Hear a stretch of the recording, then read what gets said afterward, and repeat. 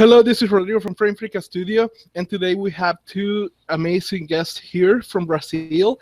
They are the co-founders of Limetown Studios. That is pretty much an amazing studio creating amazing art for games and many projects. So here we have Amanda and Gus from the founders of Limetown Studios. So welcome. Thank you. Thank you so much for having us. This is awesome. Thank you for giving us your time. It really means a lot to us. No problem.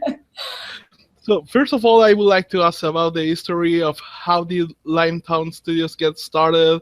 How did you get the idea? Pretty much all that. So how did it got started? No problem. Actually, we kind of got together because we were like boyfriend and girlfriend first. So yeah, he was like a tattoo artist and I was like an art director for like an advertising company in Brazil. And we kind of like started to like, we met in drawing like classes, right? Yeah. So we started like, our paths kind of started to go in the same direction at some point. Yeah, exactly. Because I wasn't very happy about what I was doing and she wasn't happy with what she was doing. Yeah. So yeah, we started like taking drawing classes together, and like it was the first time we like joined forces or something. Like he used to like drawing a lot, and I used to like I learned digital painting and stuff. So yeah, we started like, I was like, I'm not happy with my drawings. Let me paint one of yours because it's awesome. So yeah, we saw that we like could work well together eventually. So well, some years passed, and then we actually got to work together on a studio that we used to make art for like advertising agencies and stuff like that. But it was more like 3D and photo manipulation, so it wasn't exactly illustration, but we were like also like working together and like So we were like there for a year or so. And we started talking about like, because the studio we worked at was like a small studio, we had like 4 or 5 people in the team, and we were like, yeah, this is actually something that works, like having a small studio, like doing work for huge like clients and like ad agencies and everything. And we were like, yeah, we should like, maybe we could we should do something like that. But we really like wanted to focus on the illustration part and character design, because we never got the chance to do that on our previous work. So yeah, that's how like Limetown started, kind of like that. Yeah, it was like, yeah, let's do this and let's jump into it. And we had like no idea of how to run a business or anything, but we had like tons of like will, and we really wanted to make something work and do something that for the first time would be something that we really wanted to do, right? So yeah, we came together and we started Limetown, and it was funny because we had all these like, we had like a huge skill set, right? I used to do like art direction and like graphic design, and he would be like 3D generalist, and we would we had like a lot of stuff just, you know, with just 2 people. Yeah, we could like provide a huge amount of services, for example, like, so from day one, like we started in like October 2011. And like in October, we already had like 2 clients. We had like a game company in Brazil, and a previous like employer of mine hired us for some like. Also because like we had like such diverse backgrounds, we kind of managed to get clients from like a lot of different areas, you know, like advertising and games and whatever we could get, you know. Yeah, we actually like before we started Limetown, we already were like, without even knowing it, we already were like doing a lot of networking, because we knew like tons of people, like and like since we worked in lots of places before, people were already familiar with the kind of work we did and like our like work ethic, so people would like trust us to do stuff. And so yeah, it was awesome. Like we wouldn't expect like things to pick up like from the start, and it was like crazy. We were having like from the first year we had like already tons of work, right? But we started, like, it's been like 4 years, Yeah, 4 years now. And we started to realize that even though it was great having all these skills and all these things we could do, we really wanted to like specializing on stuff that, like, because we were doing like everything you could imagine, like logos and user interface design and like a little bit of creative retouching, and like we did tons of stuff that allowed us to like make a living out of our art, but wasn't exactly like we did get some like character design work and some visual development work, but it was like a little slice of everything that comes in. So we last year kind of talked a lot about it and kind of like rebranded the studio and like launched a new website, and we were like, yeah, we have to focus on, we have to start getting like the real clients that we really like. We have to specialize in like character design and visual development for games, which is something that we absolutely love. And we got so much work and so many clients from all over the place that it was starting to get too stressful, and we had to work like kind of around the clock, because since we were kind of generalists, people wouldn't like pay that much. So we had like we had to get like a lot of jobs at the same time to, you know. Which was great, because it allowed us to like at least stop a little bit last year and like take less jobs and like take tons of classes. We did like 2 classes with Caitlin Chalk from Robot Pencil and Chris Oldley from the Oldley Academy. So it kind of opened a lot of doors for us. Like it was amazing, and for the first time we were like saying no, like really focusing on stuff. Like some clients would come, and clients that we like really like to work with, but they would ask from us things that we were like, we won't be like don't want to do time. that anymore. Yeah, exactly. We wouldn't want to like spend time doing things that wouldn't like take us to the next step towards like our main goal, right? So this like 2015 was like a great year of growth for us. Like not only perfecting like our craft and getting better quality work off the street, but also allowed us to like really focus. And we went to like Spectrum Fantastic Art Live, and we went to CTNX and New York Comic Con, and we did a lot of networking with a lot of amazing people, which like opens such amazing doors for us. So, like hopefully this year is gonna be like crazy good. We're like fingers crossed. But yeah, that's pretty much it. Awesome. And there is a lot of people that I know in Latin America that are passionate about art and are amazing illustrators and things like that, but they do have like a lot of fear because I don't know, I think at least from the country that we are sending on here, it feels like nobody values art. And everybody's having this idea that nobody's going to, like, if you are an illustrator, then you're going to be poor, and that you're not going to be able to pay. Yes. Yeah, and we actually get a lot of, because we have like an okay presence on Facebook and all, and we get like tons of people and friends and like people we know that are artists from Brazil. They want to like go freelance and quit their like graphic design jobs. They don't feel safe about just you know, they can't like believe that you can like actually make a pretty decent living out of like your art exclusively, like. And people, it's actually, because in Brazil, I guess like Latin America in general, it's kind of like still like a blossoming market. So people are still figuring out what to do and what kind of clients buy this kind of stuff. So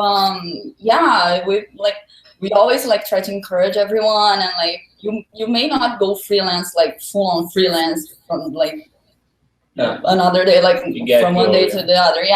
But you can like start getting freelance work and building up your client like list. And I mean, it's something that people like could really do and really like actually make a lot of money, instead of like taking a like bad job like on a bad company that pays like just a lot to feel, less. you know, safe, because I have a job that's gonna pay me every month. Yeah, but yeah. it's not, And it's an illusion. Like in Brazil, we're having like a major like economic and political crisis right now, and we saw lots of people like losing their jobs, which like they thought they were safe and they wouldn't like go freelance, and then like now they have to.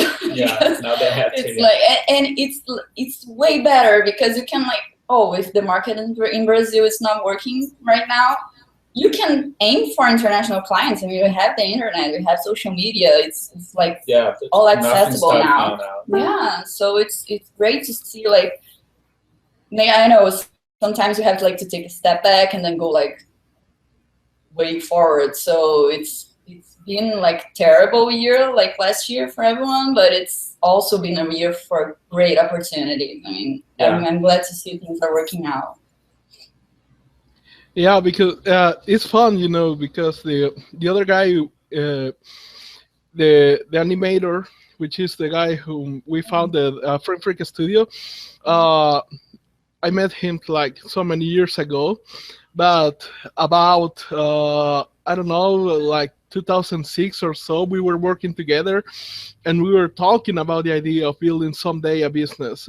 And he was like, no, I don't want to build a business. Like, my only goal in life is like to be an employee. And then 1 year later came an economical crisis to our country, and he got fired. and, and that was like the top company of our country at the time. So there was no other way to go. And he had to freelance. And now pretty much he was forced into going into business. It wasn't like... Yeah, it actually happens. And you know, I don't know, maybe it's something that will like make like force the market to like mature in a way, because people are starting to like have to fend for themselves, right? So it's like people are looking for more information, and not only like on the artistic side, but also on the business side. So there's a lot of like entrepreneur people like looking for stuff. So it's like it's been pretty terrible, the crisis and all, but it's also like you have to try to look in a positive way. So one thing that happened like the beginning of this year, I always like share job vacancies that I find in Brazil on my timeline on Facebook, and it started to look like kind of a job board or so, because every day I see at least one, and I share, and you see that especially like game companies and animation companies, they are the first ones to start to grow again, right? Because they laid off a lot of people, but you see that they have projects, they have things going on. So I mean, there are some people that like look at the glass of water like it's half empty and half full. So hopefully, most people will be half full. And something that I see that is a issue for many artists is that art is hard. Like, for you to get good at it, it's not going to happen one day to another. And it doesn't matter how much money you have or if you're poor, like you are still have to put a lot of work into getting to at least to a point where you can sell that. And because of it, like, many people spend so much time on becoming on being a better artist that they do not get the experience on entrepreneurship or business or marketing themselves as a freelancer. How did you break that barrier?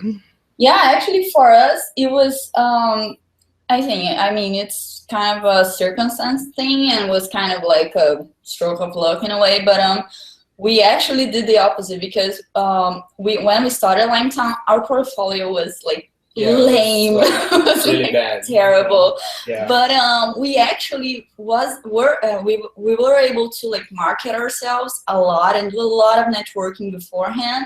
So I mean, there's always going to be that small client or that like starting company that's gonna look for like cheap work, and people like some people care more about like deadlines than quality. It is a reality. I mean, there's always going to be a market for there's art. A lot of different like priorities, you know, for the people that you work for. You know, some people will care much more if you deliver in time than if you do like a super amazing job that you're gonna take like months to do. So yeah, sometimes we see like I mean, striving to get better is something that we always should be. Like, we always should be studying and aiming for quality, but also some people get kind of like so focused on perfecting their art that, I mean, we all have to like pay bills and make a living and like get married and leave our parents' house. So eventually you're gonna have to take that step. And so we see some people like delaying it and trying to get some jobs. If you wait like to be perfect at it, it's never gonna happen, because you know, you can always learn something new. So. Yeah, I mean, it's a good thing to like stay in like the little cave a little bit. Like, you know, the more you can like study hard and then look for work, the better. But sometimes, like us, for example, when we decided to open Limetown, we were like, we wanted to like get an apartment and like, get a dog and make a living and, you know, start our life. So it was more of a priority to us to be able to make a living than like being amazing at art. It was kind of a consequence of like years of hard work and studying, but we never like not worked, right? We were like getting clients, and as we said, they paid less and they were like sometimes bad clients, but we had to do with it because it was our choice, right? We were like, we have to make money. We have to, and we want to make money like doing art. So we're gonna get whatever we can. So, but yeah, so we like in 4 years, we worked so hard, and sometimes we didn't have time to like study as we did and take classes like as much as we did. So we feel that sometimes during this period we were like not evolving as much as we wanted. Like we'd see like our portfolio from a year before, and we'd be like, it's not that better, you know. We didn't learn anything. It's not a huge improvement. Yeah, that's why we came to a point where we found the balance, like between we can like get a lot of work and then we saved a lot of money, and then we like, now, okay, 2015 we're gonna stop and study hard like as hell, and that's what we did. But we never stopped working. Like even last year when we started saying no and like declining clients and stuff, we were still like working every month. So, but it was less. Just kind of said no to the you know, crappy clients. We didn't want to do it. And and it was also like we always want to work and like we always want to study, but it's gonna always be a balance that you have to find, because if you like only study and you don't work, you can live, right? You can like do nothing. And then if you only work and you don't study, you're gonna be stuck in that like cycle forever with always the same clients, and you won't like strengthen your like online presence or anything because you'll be so caught up with work that you won't have time to do anything else. But it's gonna be always a tough choice. You're gonna like weigh things like but try to like study and work at the same time, and you never want to do only one of those things, because then you like, what good does it do to be like an amazing artist that no one knows, that like the market has never seen, the clients never seen your work? So it's kind of like you have to put yourself out there, and the earlier the better, at least for us. Like because like we have to do this now. Yeah, actually, I got like a mixed method of working and learning. I have like 2 monitors, one above the other of my laptop, and pretty much I leave like a lot of courses there running in the second monitor while I work here. And I found out like many of the courses, like most of the time, have like very easy material to understand while you're working. And there are only just some moments where they go into advanced stuff where I have like, okay, I have to stop like working here, put attention for a couple of minutes, and understand that. And after that, they go like to the normal pace, and I can go back to working. And pretty much that's my day. It's like having 2 monitors, working in one, learning on the other, and that's how I go like every single day. Yeah, we've been doing actually that recently because we did take that subscription from Schoolism. So Awesome. we just leave the classes rolling, and then like we work a little bit and pay attention a little bit. It's actually a good process. Yeah, it's awesome. Yeah. So, what is the other like mistake that you see a lot of people making into the art world that they don't know that they are making it? Okay. So I think one of the main ones that I see, especially on Facebook, like people are so focused on learning like techniques and Photoshop and tricks and stuff, like what brushes you use, which is like, it's a part of it. Everyone wants to like learn processes and stuff, but and I mean, people are so concerned with anatomy and perspective and the technical aspects of the art that sometimes we see people sliding a little bit off the storytelling and the soul aspect a little bit. Like we see sometimes people that have amazing technical art, like everything's in the right place and like the anatomy is perfect and the mood is okay and the perspective is perfect and the painting is, oh my God, so good. But then it's like boring, you know, it's not impactful at all. Like it doesn't tell anything. It's just an image to like show off technique or something. So, and sometimes we see people that like, we see a painting of a character or something that we see like, we go, oh my God, this drawing is kind of weird. Like the arm wouldn't bend that way. But it works, like, you know? so good. And it's like everyone, like, you see, like, I know that you don't measure like the quality of an artwork by likes or anything, but you see like the shareable quality of the work has a lot to do with it. Like sometimes people would see an artwork and they like, and they go like, okay, it's amazing and done. But when you see people sharing artwork, it's because it usually means something to that person that they want to show to their friends and family. So, and most of the times, like, people share work that it's not like 100% accurate or like perfect in technical terms, but they tell a story, they communicate with the person that's looking at it in some way. So it's a lot deeper than just being right? So this is actually one thing that we've been studying like crazy here. It's like we're always studying technique and like improving our drawing and painting and color theory and everything. But at the same time, we're like, what are we telling with this image, right? What are we communicating? And that's actually been making a lot of difference in the latest artworks we've been posting. So yeah, that's like something that if I could, I'd try to make everyone understand, because it's like such a huge difference from an artist that it's okay from an artist who's like the top of the field. So yeah, I think that's One that I think I always use this example, because what you mentioned about the soul and the history, there is an artist that I think does an amazing job of that, is Matthew Inman from the Oatmeal. Oh, yeah. And his drawings, like you see, they are like third graders drawings, and the guy, every time that comes out with a Kickstarter or something like that, gets like $1 million, and the last one got like almost $9 million for a simple game of cards. And every time that he shares something, I remember he shared the website of an animal protection a site, and the site crashed because of how many visitors he got them. And his art, like, if we go to the aesthetics of it, like, it's bad. It's really bad. But the guy, well, he describes himself as a writer, and the histories he tells with these drawings are amazing and hilarious.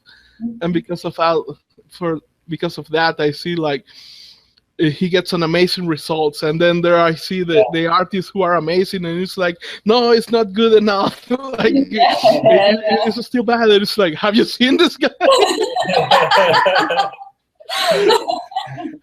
Yeah, that's actually pretty much what happens all the time. Yeah, sometimes we started like noticing this kind of stuff because we'd see like some artwork that would like be huge on Facebook or Instagram or like, I don't know, Behance and ArtStation, had tons of likes and shares, and we're like, why is it like so? And we agree, like, this is so good, but what makes it so good, right? We couldn't like put our fingers on it, and like from studying and looking and like doing a little research and like getting to know more about the artist like on a personal level, it's kind of becoming clear that like people don't look for like just pretty pictures. They look for a connection in some way, either like directly with the artist, or like they follow their work for a huge period of time. Like an example that comes to mind is like Lois Van Barle.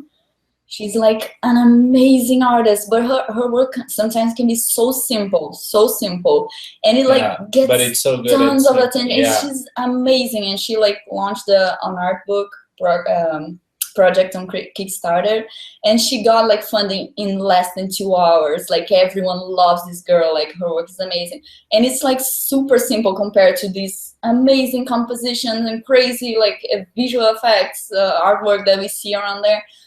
But I don't know, man. It like connects with people, and somehow like we feel this when we see her. Everything she posts, we're like, yay! Like, can I like more than once? But yeah, we see that it's a pattern that repeats itself, like with lots of subjects and different like. It's not only with illustration, but animation and like games, and sometimes you have like indie games that become a huge success and sell like crazy and win awards, and sometimes an AAA project doesn't do that well, you know, because it's like doesn't have that soul and that like, and it's not like it's like you said, it's not always about the looks, because there's a lot of like most indie games, they look like really bad because they don't have money to, you know, invest in the art department. They focus on the gameplay and story, and you know, they become huge, and they made like a huge success. And if you look at it, you don't understand, like you just go like, why is this game so big, you know? Because it looks so ugly, but when we come to try and play it, you kind of, you know, you get it. Yeah, you get it. You join the hype. Yeah. And what will be the advice that you will give to these artists that they should be focusing on, like the task they should be focusing on, instead of what they are doing, but they are not doing it? I mean, it has to do a little bit with what we said. Like I would like encourage people to focus on telling a story somehow, like through image or through text. I don't know, like anything works, but try to say something, because sometimes we do this a lot. We are practicing and doing portraits, and they don't say anything. They're just pretty pictures, and like even though people like pretty pictures, it's not something that they are gonna remember. Like they see tons of pretty pictures every day, so they're gonna see yours and then they're gonna forget the next second because they are gonna see something else.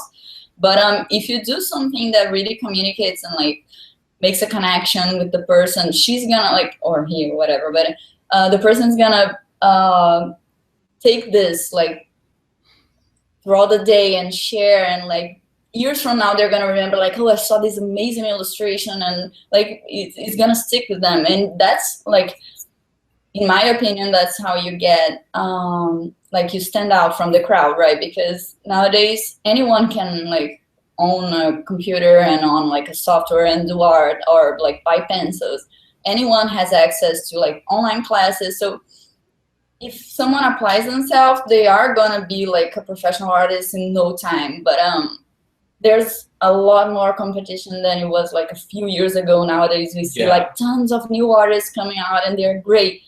But so what we all have to do is like find a way to stand out. And some people try to stand out with technique, which is like kind of hard, because you're not gonna master being like a good drawer or a good painter in like no time. But if you focus maybe on like trying to tell a story and trying to say something that's meaningful and relevant, probably you're gonna make a difference pretty like much sooner than you thought. Yeah, and also something that I think a lot of people do is like they worry too much about what other people are gonna think about their work. So sometimes they kind of waste time doing work that it's not like exactly what they want to do, but it's what gonna get them some kind of attention online. So I would say just kind of do whatever you want to do, you know, and have fun doing it. And if you like what you do, if you're happy with it, eventually you're gonna get noticed by people, you know. Yeah, the right people, right? Because the right people, because you know, most of the likes and stuff like that you get on the internet, they don't mean anything, because it's just like they're not gonna, most of them are not gonna like bring you jobs and stuff like that. It's just like some, you know, you want to focus on getting the right people, you know, and you want to do that by doing what you like to do, not by doing like what other people might like. Yeah. Sure. Awesome. Also, well, I think Latin America is like when I see the opportunities that, for example, are for people in the United States, it's obviously like they are not the same 100% for people in Latin America. And there are countries in Latin America where art is definitely not existent. Like, for example, I think my country is one of those that people still don't value art. Like, they see, oh, this guy is making drawings, so like he's at the bottom of the food chain in the professional area. So what would be your advice, or how did you start opening to international industries? Now that we have internet, that's like really amazing. And like what we're doing right now, we didn't have this a couple of years ago. And how would you go about connecting with people in other countries to get work? Well, one thing we like to do, we've been doing that a lot more recently than we used to do like last year and the year before that, is try to strengthen our online presence. So we try to post like every day, even if it's just like a simple sketch or some like quick study that we did. We try to be there, you know, because once you start your work start getting attention, like the right people were gonna see it. So yeah, we started with Instagram, for instance. We didn't use it till last year, right? So we created Limetown actually already had but we posted 3 pictures. I don't know. It was super abandoned. Yeah. And then we were like, okay, we have to get more people to see our work. So we started he created an Instagram for himself, and we created we started posting more on Limetown, and we started trying to post every week, and then we started posting every day, and now we're posting up to 3 times a day, and it's getting tons of feedback. And it escalates very really quickly. Yeah. You created 2 months ago. Yeah. And he just completed 2K followers. It's not a lot, but it's still yeah, it's very from what people tell me that have been using Instagram for a long time.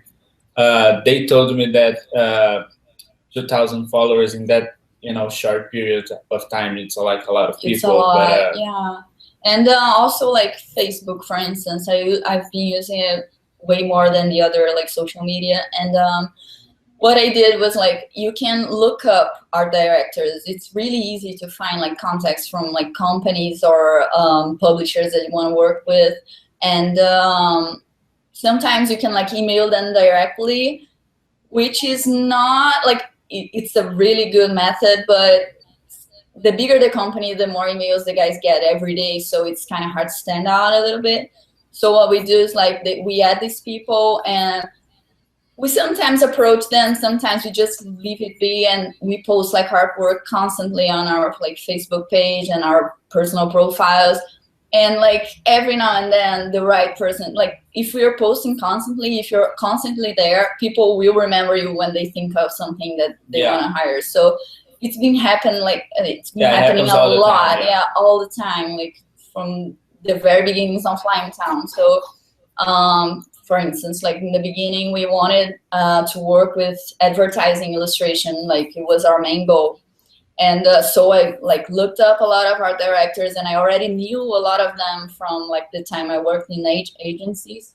So I have all these guys on my Facebook, and people that work with me that know me, they are easier to relate to. But even those people that we have amazing like art director from like huge companies and creative directors that are like award nominees and stuff. And when we won awards for like huge campaigns and stuff, they're always like liking and sending us message like, oh, I love you guys' work. Like, you guys improving so quickly, and would really love to work with you guys eventually. And then eventually, like, they and sometimes you get like something like, oh, I just saw what you posted. You know, I'm looking for someone to do just that. You know, exactly. so. You kind of create opportunities for people to find you, right? So, yeah, that's actually happened like. Last week, we are doing like we can talk like a lot about it, but we're like working for an advertising company in Brazil, like a huge one for a huge client, and we're doing some environment concepts. And it's funny because we kind of steered away from the advertising thing, but advertising is kind of incorporating a lot of like gamification and game media to it. So like we are like mostly game nowadays. But they saw our work with environment designs that we posted like last week, and they were like emailed us almost immediately. It was awesome. So yeah, if you like you put yourself out there, people are gonna notice you, and people are gonna notice like if you're trying really hard to get better and like you really love what you do. It shows, right? People can tell that you're like really into that, and we get messages all the time from people saying like, you guys are getting so much better, and we can see that you guys are like studying hard, and you always like matches your work ethic in a way, because people see if you commit to your work, you're obviously gonna commit to a client or a job. So it shows like your enthusiasm and everything. So it's a win-win actually. You just have to not be scared of posting stuff that's, oh, this is not perfect, this is not like 100%, but just be there, you know, just be there constantly, and things are gonna happen eventually. Yeah, eventually. Awesome. Also something that I noticed when I started my business, I had a business based on doing websites and explainer videos for companies and things like that. And this was like a business that I just put there to get experience, because I wanted to start learning about this internet entrepreneurship and all that. And at the beginning, I didn't thought it was going to last more than 1 year, but it ended up like living up to 3 years, and even working with some big clients.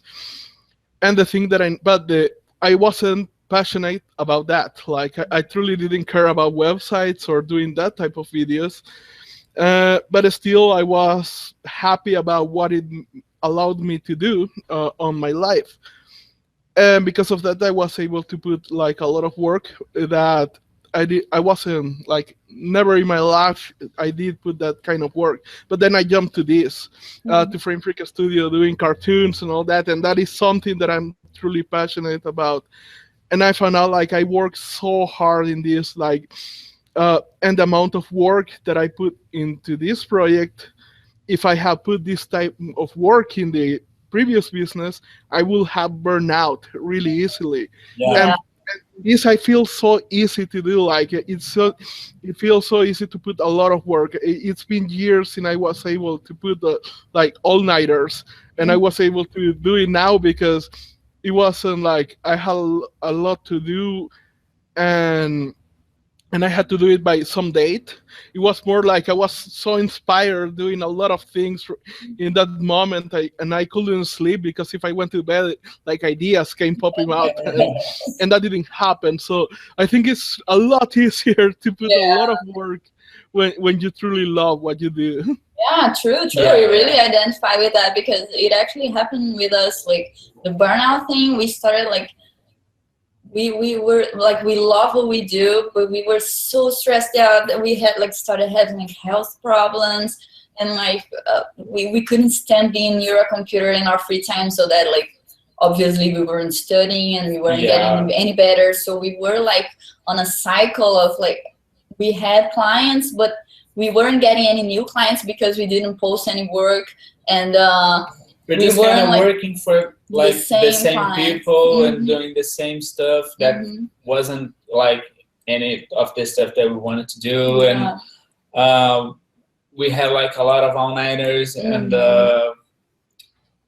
whenever we got like a weekend here and there, we just like, I don't want to study, I just want to watch TV and do nothing. Walk out of here, stay away from the computer, and it started to get really tiring. I mean, we love drawing, we love creating characters and like designing things, but even then, like, we were so burnt out. We had no creativity left. We had like nothing to give, you know.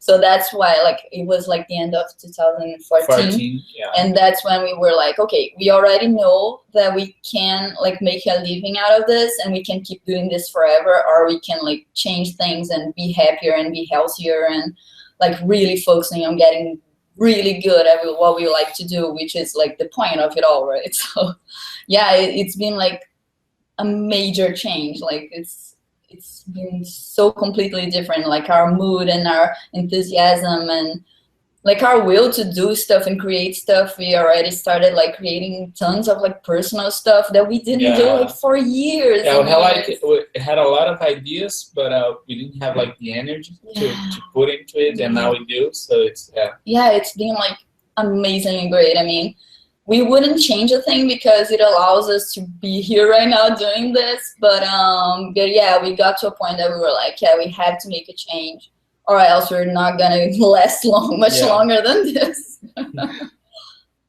Awesome. And what kind of projects are you working right now? Like, where are you trying to get done and publish into the world? Okay, so we are actually with some client work that we can like really talk a lot about because of NDA and stuff. But we are creating some characters for a really cool game from a client, American client, a US client, and we're doing that advertising thing for Brazil. So it's like, it's been like those are really like busy. the main two jobs that we have, and besides that, we're just like studying a lot and starting to put some stuff together so we can like release some kind of art book or sketchbook by the end of the year. That's one of our like personal goals this year. Yeah, we are like working on some personal stuff too that we're like not really ready to share yet, but hopefully it will be like great. Very early stage. But but the art book is something that we've been wanting to do for a while now, but we never, you know how it is, like we never got the time, and we already prioritized like client work. But now that we're like studying like hell, we've been like we did a kind of New Year's resolution of studying at least like 4 hours a day, which is a lot compared to what we did like last year or something. So we are like producing a lot of stuff. Like he obviously produces a lot more sketches than I can paint, but so we were thinking of doing some sort of like sketchbook with some like painted artwork too. And then like, because we've seen like people really dig when we post like progress shots and of like our process of painting stuff and creating stuff. So it's going to be a little bit of everything, like a little bit of sketchbook, a little bit of art book, and some progress shots and tutorials maybe. We're still figuring a lot of stuff out, but hopefully by the end of the year we'll have something awesome. Awesome. So is there anything that you would like to say to the artists out there in Latin America who are scared about jumping in because they think that they are not going to make a living or anything like that? Oh man, don't be afraid, for God's sake. Man, there's a lot of work out there. There's a lot of things you could do. There's a lot, like nowadays you have so much reach online, like everything you post, whatever you want to do with your art career, there's going to be a niche or an audience for it. People are eager to see good quality stuff. And sometimes people don't, they just think they're not good enough or they're not ready, but there's all types of clients, you know. There's not like only the big and the dreamy clients that everyone wants to work with. There's also the medium clients and the small clients.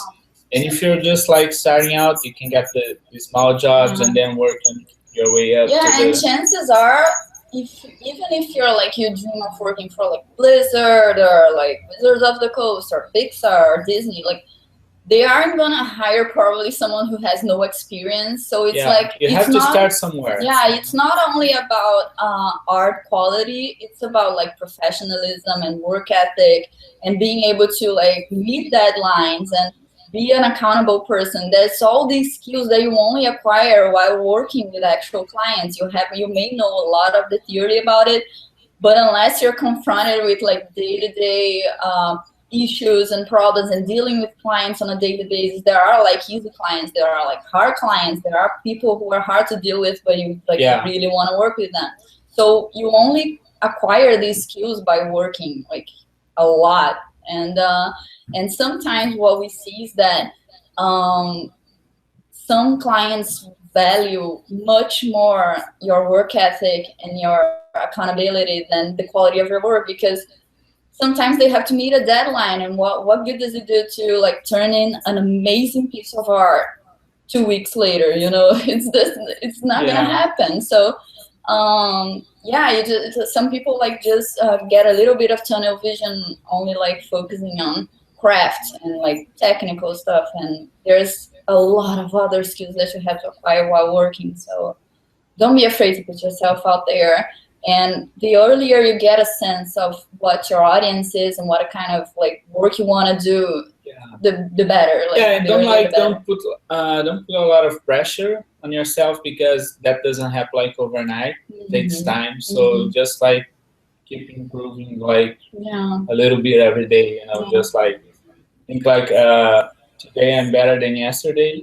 And if you do that, you're gonna be fine. Yeah, I think Bobby Chiu is the one who said that.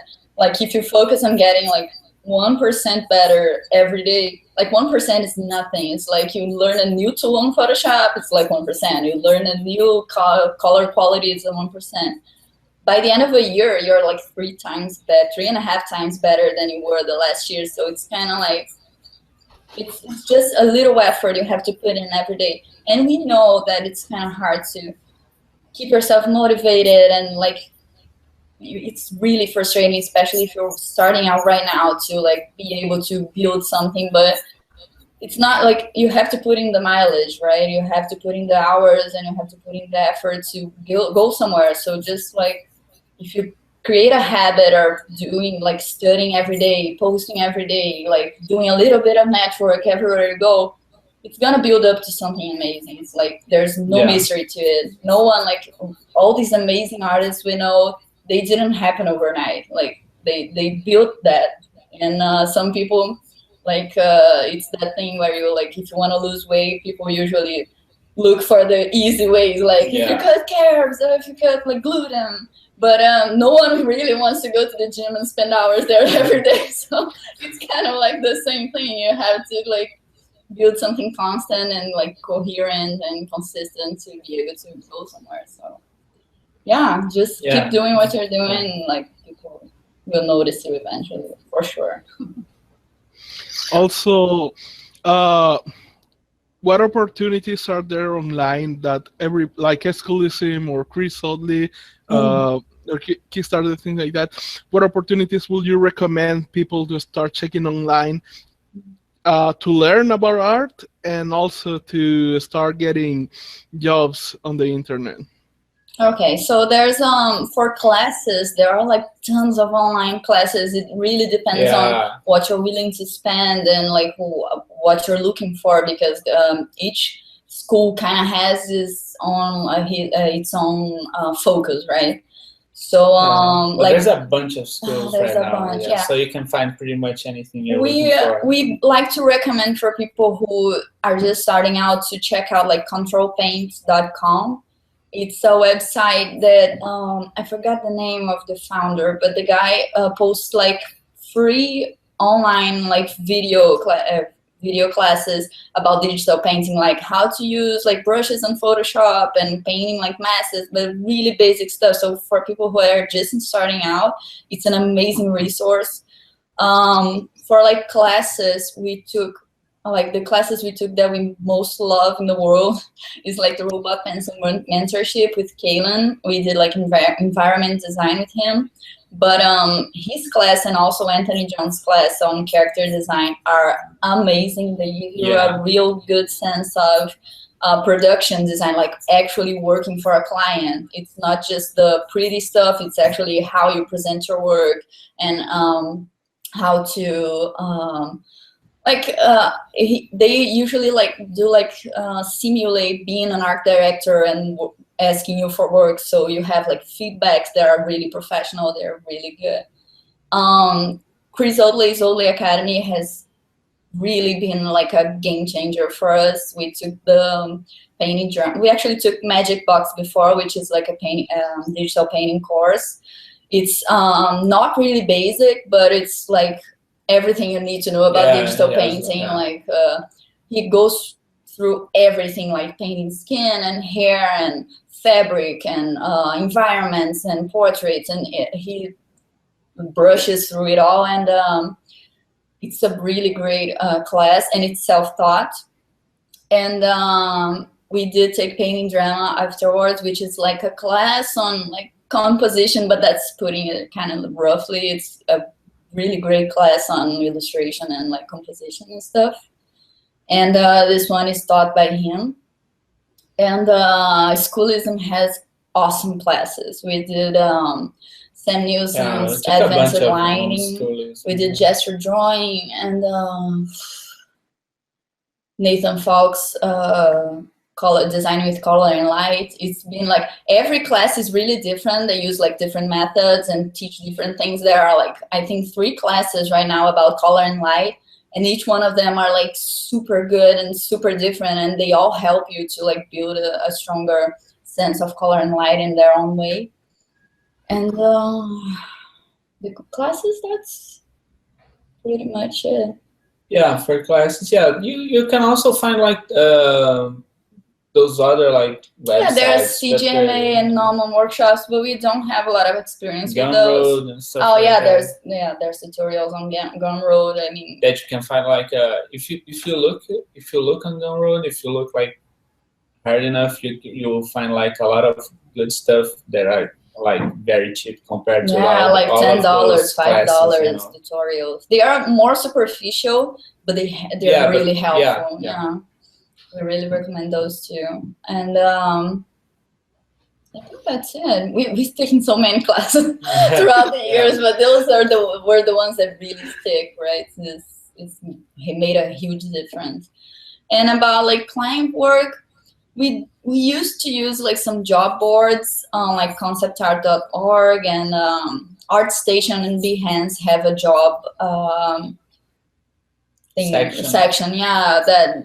But it's really hard to find good clients and work there. Usually it's for like full positions. So if you're looking for freelance work, it's harder to find. But when you do, a lot of times it's non-paid work. So it's kind of, you have to filter a lot. But I mean, if you have nothing, it's something worth checking out.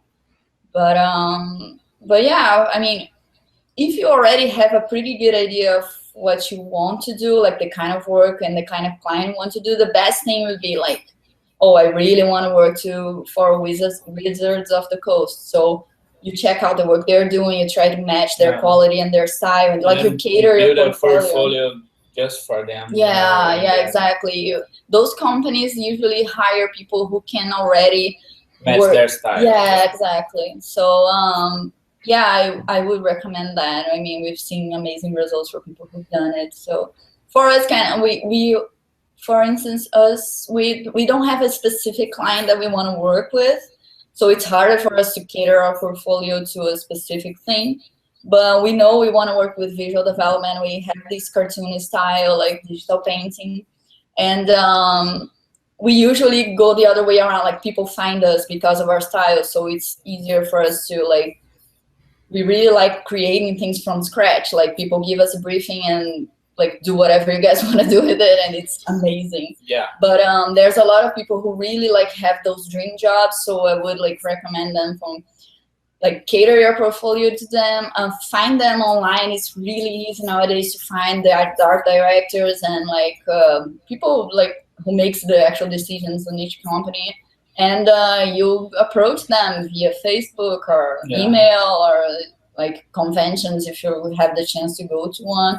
They are usually super open to it. I mean, it's really hard not to get an answer. Yeah, they can give you like a lot of good, tips on what you could do. Yeah, exactly. Who you should talk to. Unless it's a super busy person who really doesn't have time to respond all emails, people are usually really open and they like give feedback and tell like what they're looking for and stuff like that. So yeah, you have to kind of reach out, and there's actually two ways, right? You can like be active about it. You can like look for it and approach the right people, and like if you really like want to work for someone, or you can do your own thing and people will find you. Like this passive like way of doing things also works a lot if you like really like your style and you really want to work with like things you like to do. So yeah, either way you get things from the internet, and like it's really easy nowadays to contact the right people and get work. So yeah, don't be afraid. Yeah, actually I'm more like the direct approach kind of guy, like looking for the person and contacting them. And many people say that my tactics are too aggressive. It's like I don't know, but it's like and there are a lot of people, like all the interviews that I got right now, it's like people come like, how did you get that guy? And it's like, I sent an email asking. Exactly. Yeah, exactly. And it makes a difference when you know, like you have to ask for stuff, right? You may like want to do stuff and you're never gonna get anywhere if you don't try like and do anything. So yeah, sure, by all means, like contacting people. Like we went to those events last year, and it was like at first we were like, oh my god, these guys are huge and they are amazing, what am I doing here? And then we were like, man, they're just people. I mean, they are amazing, but they are like, it's like they're regular persons.